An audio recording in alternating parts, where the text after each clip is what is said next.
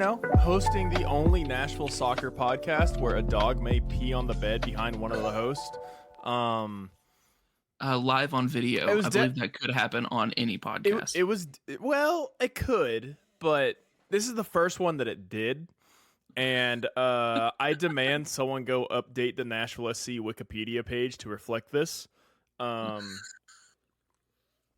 If someone would, it would be one of us. It is a special moment in Nashville SC history when Paco pissed on the bed behind me.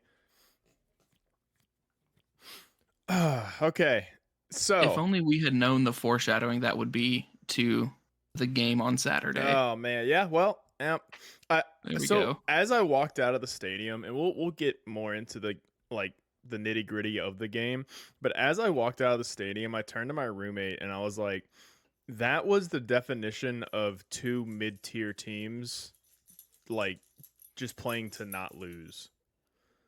I mean, I think we should call it what it was. Gary Smith played an incredible MLS away game. It's just very unfortunate because he was at home. It was so... Okay, I'll give him this much. The first 10 minutes or so of the game, they looked dangerous. They looked like what they cared. Yeah, well, I mean... I don't want to go as far to say as they didn't look like they didn't care near the end of the game, but those first 10 minutes they came out with energy. They came out with what looked like was going to be a very early goal or two. And really about the time Schaffelberg got his back destroyed, was when the first time all energy left both teams somehow. Not only did we seem low energy in that second half, but so did Toronto.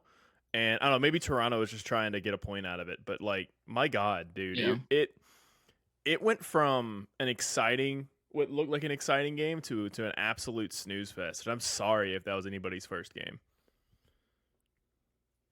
Yeah, it was. I mean, it was a lot to take in, I feel like, because we had our 6-minute protest. Yeah. Silent. I don't know that protest is really the right word for that. 6-minute moment of silence. Yeah. For the victims of the Covenant shooting. And I am shocked at how well that went. Yeah, I am too. That went remarkably well, and it was a great touch. I know that the roadies and several other fan groups at the tailgate were taking donations to give to the victims of the shooting, which is great to hear. And a special shout out has to go to Austin fans for donating those banners to us.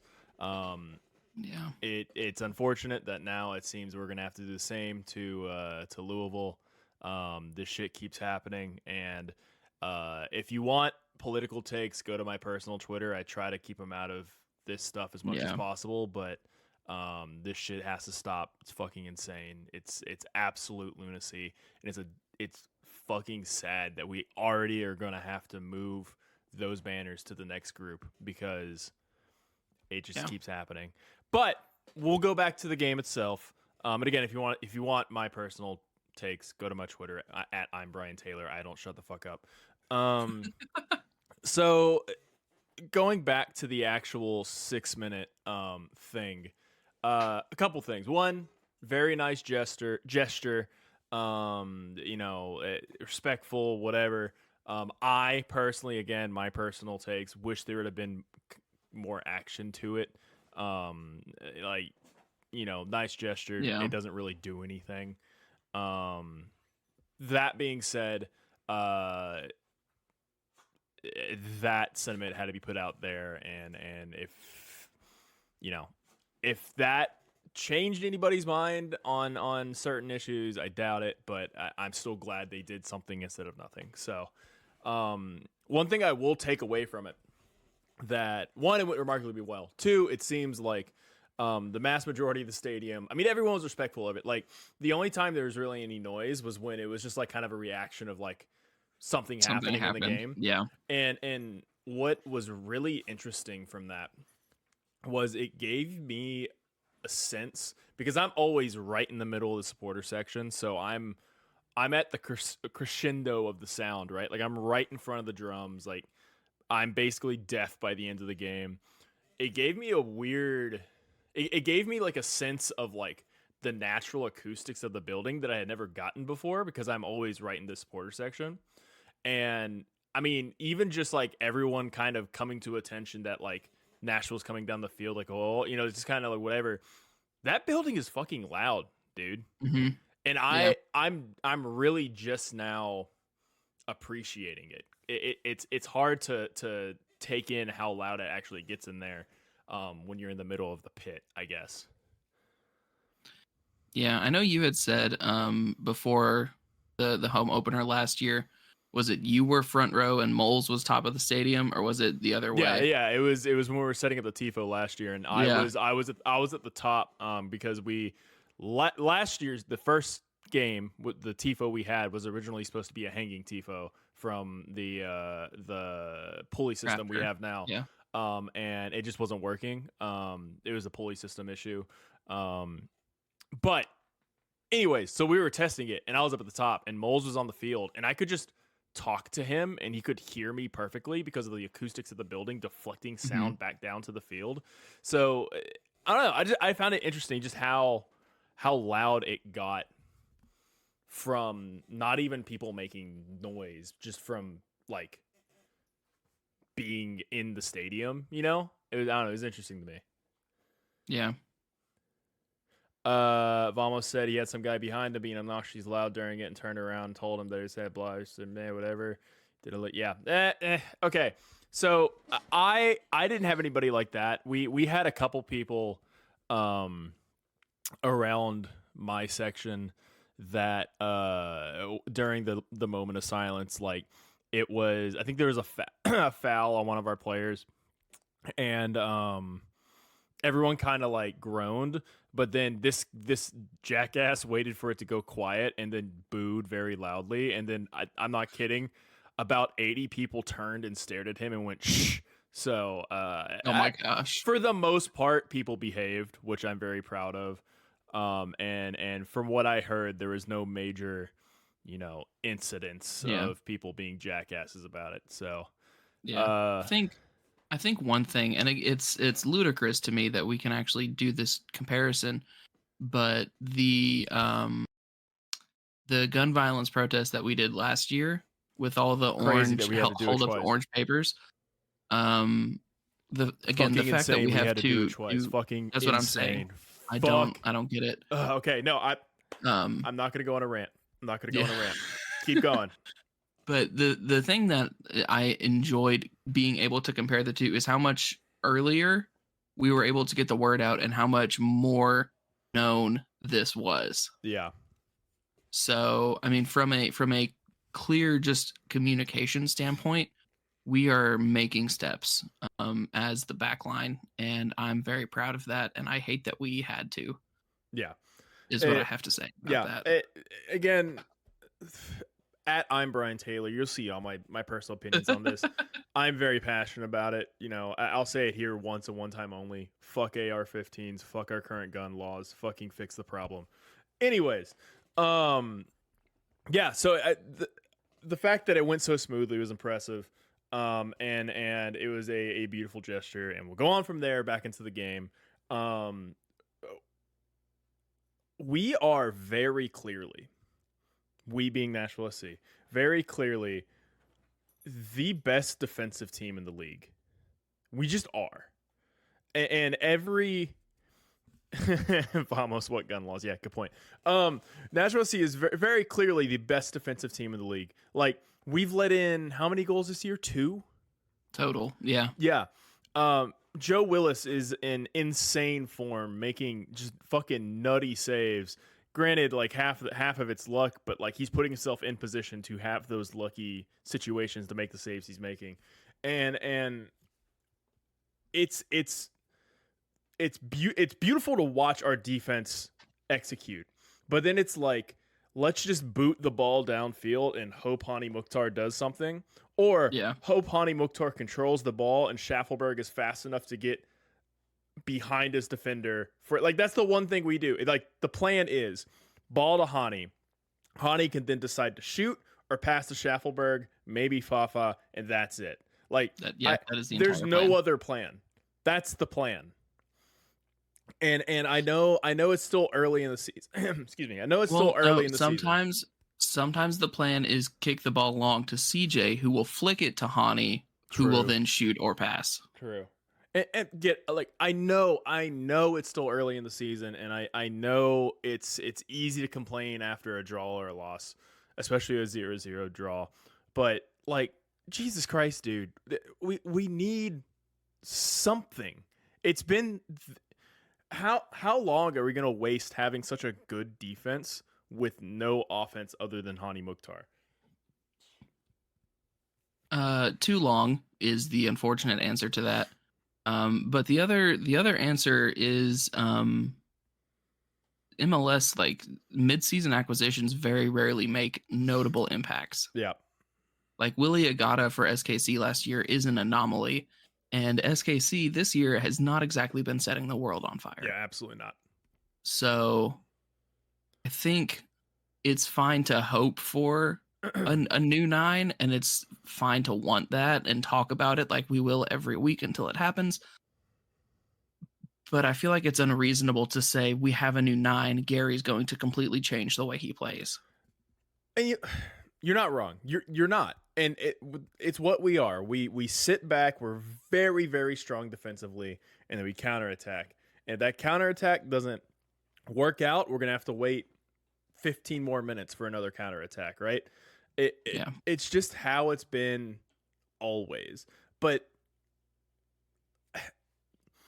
am I justified here to be frustrated? Like I'm very confident in this team's capabilities to be a good team. I still think we'll be a playoff team because like 2/3 of the league is a fucking playoff team at this point. And we have the ability to beat any team in this league on any given day because they're not going to score a fucking goal. So all you got to do is get lucky one time and boom, you've won the game, right? Yeah. So with all that in mind, am I justified to be just incredibly fucking frustrated? I think so. I mean, Vamos is saying it in chat. We are more than set everywhere else. We have to have someone up top that strikes fear into a center back. If we can see that as fans, GM Mike Jacobs, who has hit more than he's missed, in my opinion, has to have seen that as well. But 2, every other team in the league will have seen that too. Yeah, that's the book on Nashville. I don't know the answer, like player wise, on who to bring in, unless it's like a ludicrous big name like Giroux, right? But so I don't know that answer. But like we all know what's missing. It is someone at fucking striker who is either not 300 years old, or if they're 35 plus, it is a like bona fide superstar player. It is a Olivier Giroux, something like that, where it'll open up the field for everyone else. Because even you look at the wings and the midfield, like we're solid, man. Like Schaffelberg is that dude. Like when he gets his opportunities, he fucking impresses. There's not been a time that I've not been impressed by Jacob Schaffelberg. Fuck, I was impressed by Jacob Schaffelberg in this game, even though he was injured. He was playing through his injury, and very clearly hurting the entire game. If you watched him, every time the ball went out of play, he had his hand on his lower back and was like trying to stretch it out. And not just in that first half, like the entirety of the second half until he came off, right? Yes. Yeah, until he came off. And Fafa, I mean, he had a fantastic game last week, but he's a solid player. He's a solid veteran player. And then once you get Leal back, he is a dangerous player. You got Davis, dangerous player. Godoy, aging, but still a dangerous player in this league. Like, I am so happy with every position, every aspect of this team, except what the fuck are we going to do up top? How do we help Hani Mukhtar? Yeah. I'm still trying really hard to stay on the CJ train. I think I'm the only one I mean, No, it's probably me and CJ. Me and CJ are the only ones on the CJ train. Do not get me wrong. Do not get me wrong. I like CJ Sapong. I like Teal Bunbury. I do not like that we are depending on these aging strikers who are streaky by nature. And I mean, fuck, CJ Sapong seems to always have like an up year, 2 down years, 2 up years, 2 down. Like, he's just a streaky guy. And yes, he performs off the ball and he sets up Hani, and he did like all last year when he was in his scoring drought, he was still playing well. But that's not what we need. If our other positions were scoring, that would be fantastic. But that's not what we need right now. Yeah, I think that's entirely fair. I think it's something to talk about, though, because we were in this same position last year talking about right back and how we need that upgrade. And we knew Tim knew Shaq was coming, but the rest of us were just kind of still hoping, I guess. Mm-hmm. We had Alex Mouille, who's a hell of a Gary Smith player, starting every game he was healthy, and then they went out and they got 2 more goal dangerous Alex Mouilles with Schaffelberg and Fafa. And don't get me wrong, I love Alex, and I love that he's on this team, and he is a good player. I'm so fucking happy we don't have to depend on him as a starter. Yeah. I'm sorry. Great guy, great player. As a starter, though, I'm completely on board. Yeah, yes. Yeah, I agreed. Sorry to cut you off, but I had to. I was just saying, like, the gaps in this roster that we could see from the stands. Obviously, you have the assumption that the people who that is their literal job saw that before we did. Yeah. And they went out and they addressed them. So I want to keep hoping that there's a 9 somewhere vaguely off in the distance who can fix this team. But they've swung and missed on 2 9s, and I'm antsy about a third. Okay, a couple things. One, I feel like me and you, me for sure, definitely you as well, you can speak for yourself, have been very, very patient with this team, have been trusting the process, and I agree with you. Other than that striker, things have worked out pretty well. I mean, look how the team's built. If you told me going into MLS that we would be in this position with the record we had the first 2 years and how things turned out, and an MVP and a center back who captains the U.S. national team on occasion, a right back who's on the U.S. national team, like a goalie that has only let in 2 goals so far this season, and another center back who is a young guy who's arguably just as good as Walker Zimmerman, I would have been... That's a take. I would have been ecstatic. I would have been so fucking happy and be like, cool, happy, great. But now that I'm sitting here in this moment, like, fuck, dude, we need a striker. And like, I get if it was that easy, everyone would do it and everyone would be scoring 1,000 goals. I know it's not that easy, but like, do something. Do something that's not a 37-year-old man. I think if you had told me Nashville is going to have an MVP and a 2-time winner of Defender of the Year, I'd be like, man, that has been a great first decade in MLS. And they did it in the first 3 years. So, like, I feel like we're on the same page here. Like, very grateful at what they've built. Very cognizant that it's not a bad team, but like, make the next step, man. Yeah, completely with you. Can I put on my tinfoil hat real quick, because I had an experience this weekend, and I'm gonna tell you the theory and then tell you why. Okay. After that, I have a story relating to somebody in chat, and it's very fun. Jonder Cadiz is gonna come back to Nashville at some point. Frustratingly, I am listening. Okay, so Jonder, I follow him on Instagram. I have noticed over the past year or so, he'll post like training videos or like stories of him training. He still wears Nashville SC shit. He's doing okay in Europe. He is exactly what Gary Smith wants at striker. He's, granted, not as young as he was when we had him the first time, but still a young player, right? He has de-aged in the 2 years since he left. He's not 35 years old, okay?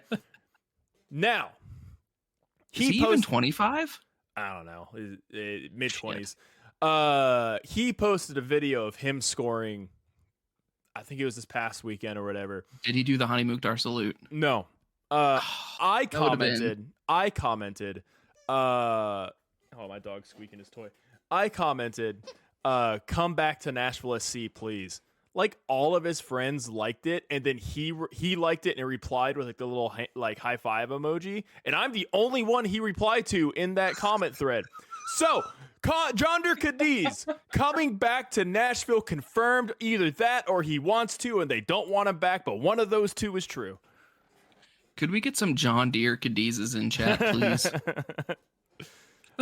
Hey, if we could get him back for not a designated player contract, and I said this when he left the first time, if he was just a completely in, if he was just a player that was not on a designated player contract and maybe he's paid down with GAM or whatever, I would be so fucking happy. Yeah, it'd be what I want.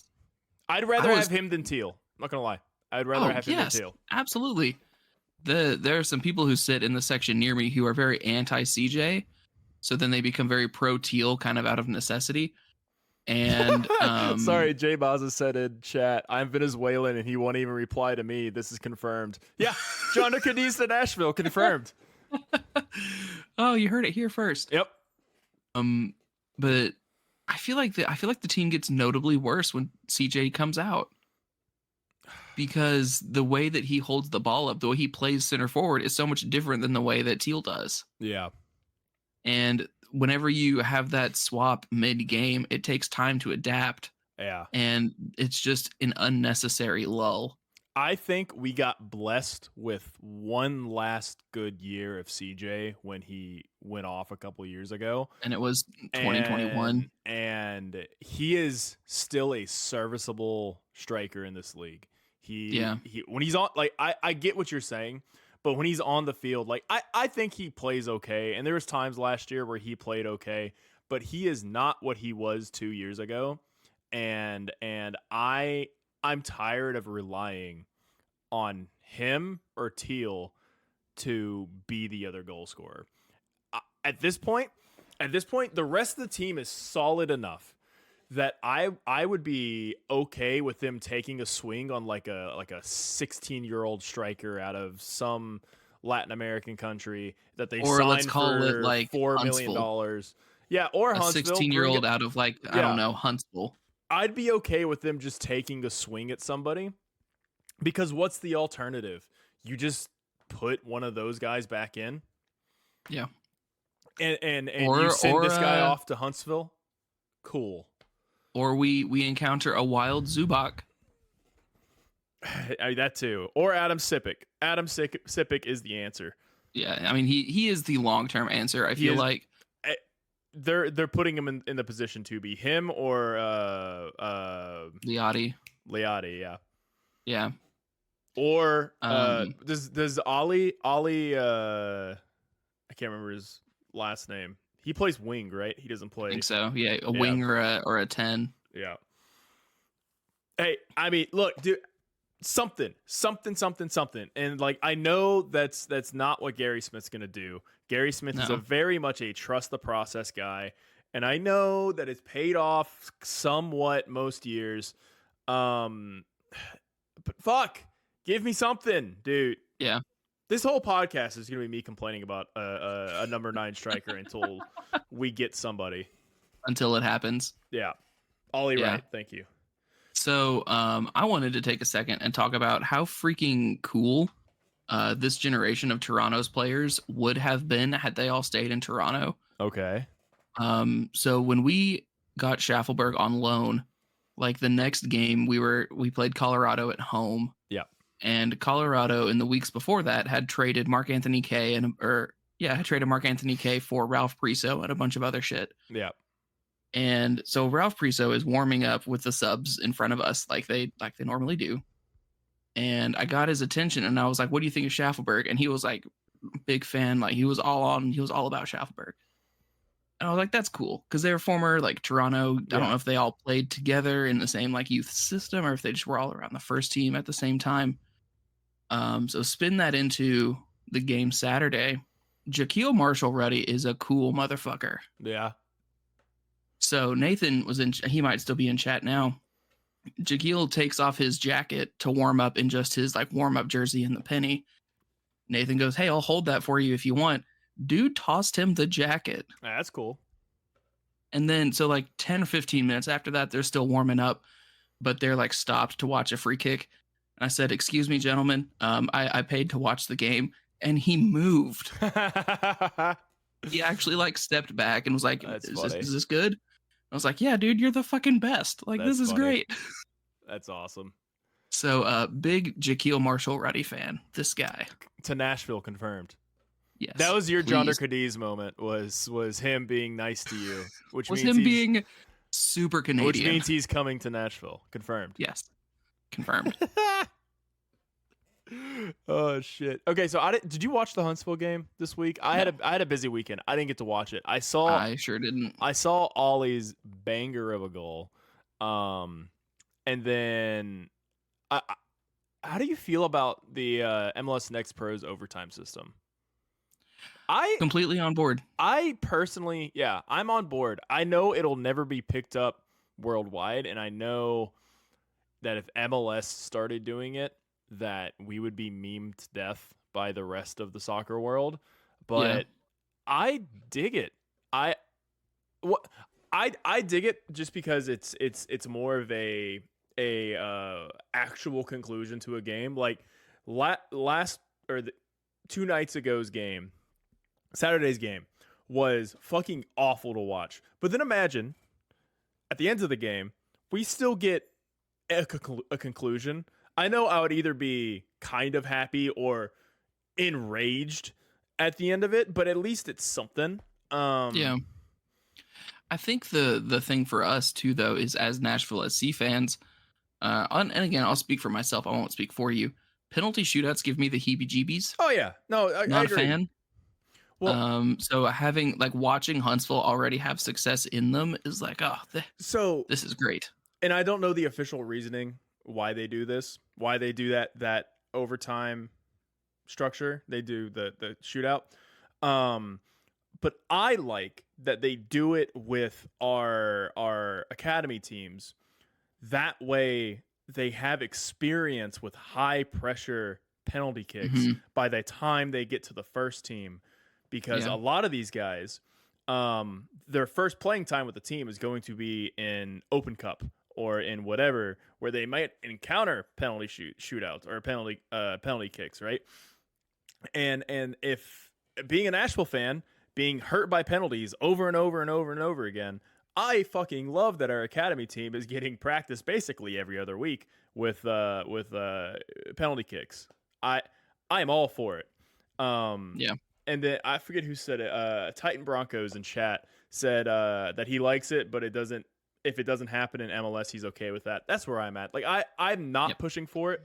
I'm not saying change a damn thing about the way the games are set up. But if they introduced it, I'd be okay with it, except for the inevitable memeing that would come from Euro snobs. Surely not. They're known bastions of civility. Great people. H-Man said Civic Open Cup debut. I would not doubt it. Depending on his is there a U17 World Cup this year? I don't know.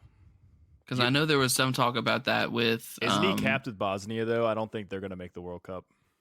Is he? I'm pretty sure he is capped with Bosnia. Okay, because I know I was watching. I got home after the game and I was able to catch the end of the Seattle game, and they are a fucking machine, by the way. But they subbed out like a 21-year-old midfielder and brought on like a 17-year-old. Yeah, I was like, oh, that must be nice. But maybe not Open Cup, but maybe Leagues Cup, because I don't give a fuck about that except for beating Toluca. Yeah, again, I'm completely with you on that. But they were the announcers in the Seattle game were talking about how like this player might have wonky availability due to the U20 World Cup. Yeah. So I was just wondering if there were like competitions like that where we're going to prioritize that for like on our players' behalf. We're like, no, we want you to have these experiences. Yeah. So it's going to take away some of your opportunity this year with Nashville SC. but know that we will be here in the future. Yeah. I'm gonna revise my Sipic Open Cup thing. Yes, I think Sipic gets his debut in the Open Cup next season. I don't think. Wow, what a dodge! I would love to see him play for some meaningless or less than meaningful game for Nashville this year. I like I said, I would love to just take a swing on the dude and see if he does something at striker, but I don't want to rush him. I would rather him get frequent starts with Huntsville by the end of the year than ride the bench at Nashville and come on in the 85th minute. If that's even the case, who knows? He's only been in the game day lineup for Huntsville once, so who knows if that's even in the plan for him this year. Yeah, I don't want to jump the gun, although it is fun to do. It's very fun to talk about, and I feel like I would talk a different game than I would actually hope, because like you, I would hope like it's fun to talk about this season, but someone like that where he's 16, 17 years old, he has the potential to be a player for this team, either a high profile player for, call it like 4 to 6 years, or a good player for a decade. Yeah. And I say it like that because if he's too good, he will be sold. Yeah. That's the nature of the sport. Yeah. So I hope that we get like 3 incredible years of Adam Sipic. And then he goes on to represent like what could be for future Nashville prospects. Yeah. And who knows if he even gets to that point. Look, he's 17 years old. I think he just turned 17. He's gotten time training with the first squad. I believe he got into a preseason match with the first squad unofficially. And he's been on the game day roster one time for Huntsville. Like the fact that at 16, 17, that's happening means like undoubtedly a talent that will play for this team at some point, but I don't want to get too far ahead of myself only seeing 10 minutes of the dude. And say that like hell he could be Ethan Zubak levels and that's where he levels off. Who knows? How dare you, if you played as good as Ethan Zubak at 16, you're going to get a lot of attention from coaches, but then if you don't progress, then who cares, right? So let's obviously we're going to talk, we're going to have fun with it, but like let's wait and see what happens. The moment he scores 1 goal for Huntsville, I'm going to say he's the next fucking Holland. Messi. Yeah. But till then, let's pump the brakes and I don't know. Let's just wait. Maybe he scores a hat trick next game after I say this. Could you imagine Brian? There's a whole clip of Brian saying like, I don't know, let's kind of mute expectations a little bit, and then he goes and he scores like 6 goals. What do you mean I shouldn't be irrationally hyped about a child? Yeah, I mean, look. I wish you would have worded that differently. Hey, I'm just reading chat. That's not me. I know. I was talking to H-Man. Holland said he loves country music. Holland to Nashville confirmed. It'll be about $1 billion. But are we talking like FGL, or are we talking like he's a big Tim McGraw fan? Like, look, everybody go. What if Erling Holland uncomfortably like loves Toby Keith? Everybody go comment on his Instagram, and if he replies with a like and high five hands, that means confirmed he is coming to Nashville. God, oh my gosh. Yeah, I mean, again, Sipic will undoubtedly make me look fucking stupid and score 3 straight hat tricks or something for Huntsville. But I'm not gonna get too pumped right now. I don't know. I mean, that hasn't worked for CJ for almost a calendar year. That's fair. That is fair. Okay. Anything else on the Toronto game to cover? I mean, there wasn't a lot, honestly. Yeah. I was kind of underwhelmed by some of their better pieces. Not Bernadeschi, because I mean he is a former Juventus level talent. But like I was not impressed with Richie Larea. Yeah. There's a reason why I feel like he is not in John Herdman's back five system, there's a reason he doesn't start, and Alistair does. Big Yeah. Alistair Johnston fan, this guy. So, Alistair's better. You heard it here. Again, like that game, nobody impressed me. Like Hani Mukhtar played way. He played okay. He didn't really get the chances I want Hani to get. But he was Hani Mukhtar, like clearly the best player on the field. Yeah. But nobody was impressive other than Bernadeschi and Joe Willis. It seemed you could boil that game down to 1v1. Yeah, you could have not played the game, had some random player from Toronto punch fucking Schaffelberg in the back, and then have Bernadeschi take 2 shots on goal, and it would have felt exactly the same. That's it. It was gross, and I'm ready to go on to the next game. Who is the next game? It's away, obviously, because they've done a very nice home away. Yeah. I know in 2 weeks we have Atlanta, correct? LAFC. So 3 weeks we have Atlanta. I know Atlanta's coming up. I think so. I'm going to have to look at the freaking schedule now.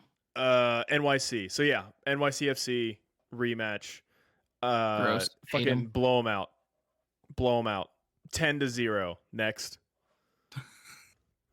LAFC home Open Cup game against San Antonio at home. Oh, let's talk about that. Hold on. No, fucking random draw my ass. Like I'm pissed. This is the one team I didn't want to play just because they aren't in our area. Every other team in that draw, I would have been so happy to play against. Imagine we get to play against Chattanooga FC again. Like fuck them.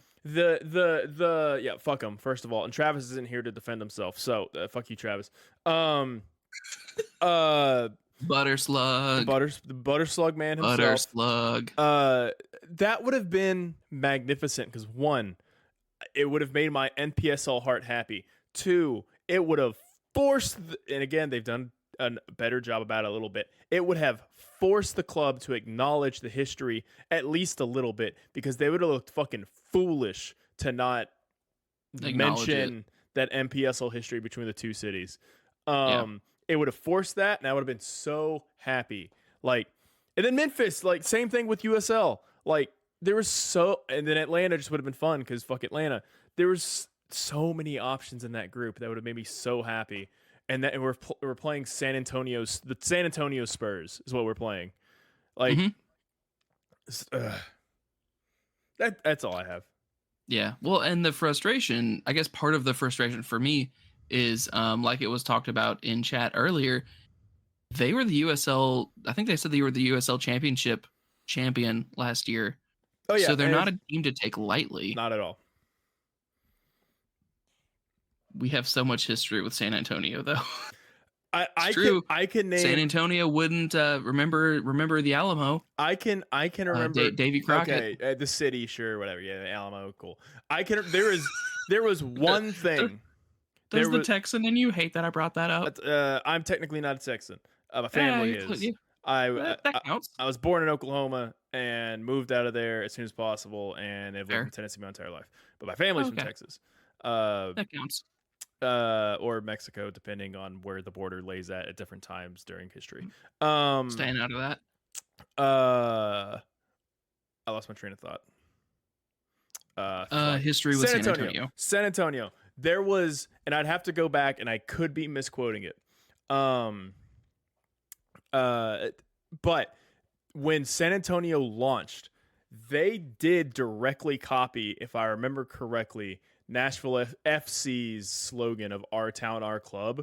It was like "Our Club, Our Town," or like "Your Town, Your Club." Like they directly just tweaked it a tiny bit and copied it. So that's the one thing I could maybe grasp onto for this, but like it's not enough for me. MTSU did that. They did. They did. And it was dumb then, but it's also and MTSU. I think now the Charleston Battery are doing it too. They are not my town or my team. No. So Jay Mazza says Brian hates wrong type of Brian. I'll forgive you this Oh, time. it's Luke Bryan. Luke Bryan hates Tennessee history. Okay. But he said Brian hates volunteer history confirmed. Yeah, I fucking hate the University of Tennessee, so we'll go with that.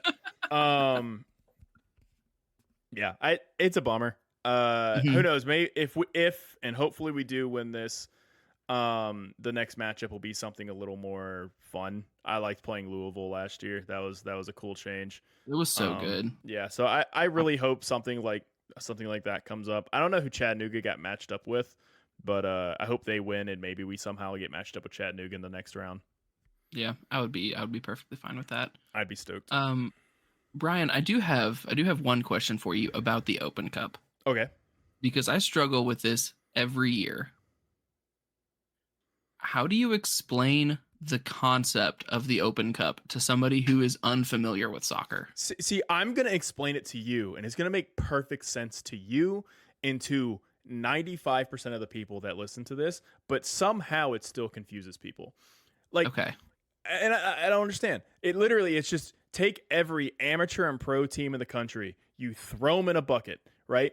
You have some of the lower pro teams and the amateur teams play each other first. Then that pool plays the higher professional teams. And then you have the best team in the country, quote unquote, is at the end. It's just a giant fucking tournament. It's like if you took football in Tennessee and you took, like, instead of separating it by like 2A, 3A, 4A, 5A, whatever, you just have them all in one tournament and you get a champion at the end. It's literally just that. It's like one giant fucking state tournament. I've almost said it's like a soccer parfait. It is like a soccer parfait, yes. Because my inherent struggle is, as someone who has grown up around like sports and sports media, is trying to come up with comparisons. So it's like the NCAA tournament. If the NCAA tournament started in November and invited high school teams. Yes. And they just played everything up until they got to March. Literally, yes. Is the best that I've come up with so far. And I've had this conversation multiple times. I had this conversation last year leading up to that game versus Atlanta with a couple people that I work with and some people I know that are outside of the soccer sphere, where I explained it and they're like, oh, so it's not MLS? And I'm like, no. And they're like, oh, so it doesn't matter. I'm like, well, it does. It's like one of the oldest tournaments in the world. And I think was the second longest nonstop running professional soccer thing in the world until COVID. Thanks, COVID. But I would explain that. They're like, oh, so it's a big deal. And they're like, and also no. Like it's important, but like not. And that's where a lot of people get tripped up, you know? And I think also what kind of diminishes the importance of it is that attendances are not as high almost the entire tournament, sometimes in the last couple of legs of it. But so I get where the confusion from normies comes, but like it's not that hard. Normies. Oh man. You still get a trophy if you win. And you get to go, and then having to then explain CONCACAF Champions League is a whole nother thing. Oh Lord. And it's just like How is it different though? It goes back to college basketball. No, I know. Have the winners. Yes. They have the winners of the conference tournaments. All get in. They get special invitations to this other tournament. John, that makes sense to you and me. But then explaining this to somebody who their entire sports knowledge is Super Bowl, like it's like, okay, so it doesn't matter, but it is also very important. But then it's not important at all. But then you also, if you win, you get into this other tournament that's also kind of not important, but also very important. And it's just, I get the confusion, but like, I don't know.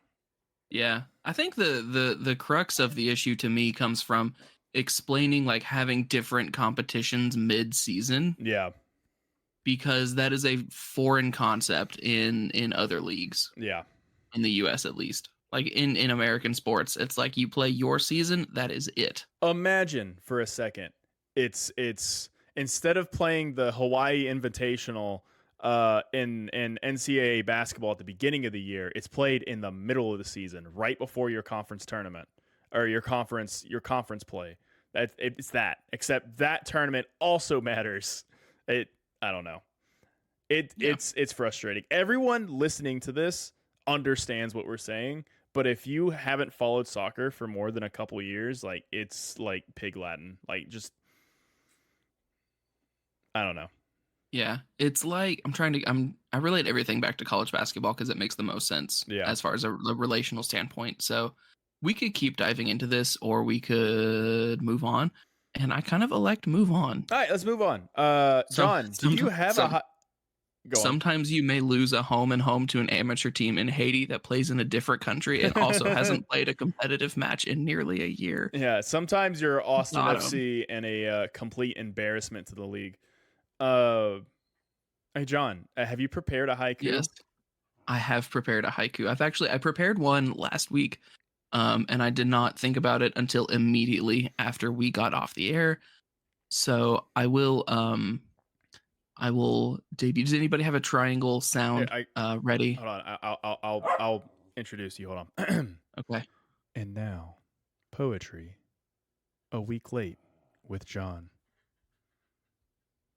Snaps, please. Could I get some snaps?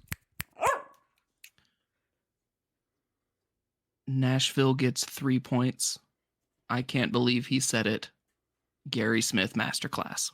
This is from last week, not this week. Yes, this is from the Orlando win. Okay. Congrats. Yeah, that's great. Congrats. Great. Okay. This week's poetry with John. This week's poetry. 6 minutes. A good start. Why is Joe not team of the week? By and large, a snooze. That was beautiful. Okay, yeah, no. Why does the MLS hate Joe Willis? Or whoever's coming up with these team of the week or player of the week awards? Joe Willis has let in 2 goals. 2. Mm-hmm. 2. Like yeah, no, I'm team Joe Willis here, so I'm completely on board. Fucking why also Vomus is calling you out. You think you fucked up your I did. Yeah, no, I'm going back in and changing it. I can't count. No one saw anything. Hey, the best thing about poetry is that you don't have to follow the rules. It's art, except man. this one. It's a pretty hard rule for a haiku. I mean, yeah. Do you want to change it now, or do we want to just roll it? Do we want to start with that? I'm just shortening words. It's 6 mins, a good start. By and large, snoozer. Like I'm just taking syllables out. Hold on. Welcome to Poetry with John. Take 2. Take 2 to prove that I can count. Right. Let me make sure I can count real quick. Okay, he's counting. Yeah, okay. Okay. I did the first line and the third line, and I needed to make sure the second line was good. Welcome to Poetry with John. Take 2.5.